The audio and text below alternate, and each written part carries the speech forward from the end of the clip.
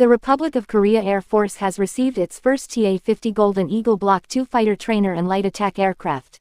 According to DAPA, the delivery is part of a deal worth $764.7 million that was initiated in 2020. The U.S. Department of Defense has confirmed the sale of the Bell AH-1Z Viper attack helicopter to Nigeria. Nigeria's procurement was confirmed with the announcement that Northrop Grumman had been awarded a $7.7 million contract. Russia has announced that the testing phase of one of its most advanced air defense system Pantsir featuring a tracked chassis is near completion. This new configuration enables the system to effectively accompany and protect air defense systems during movements in snow and off-road terrains.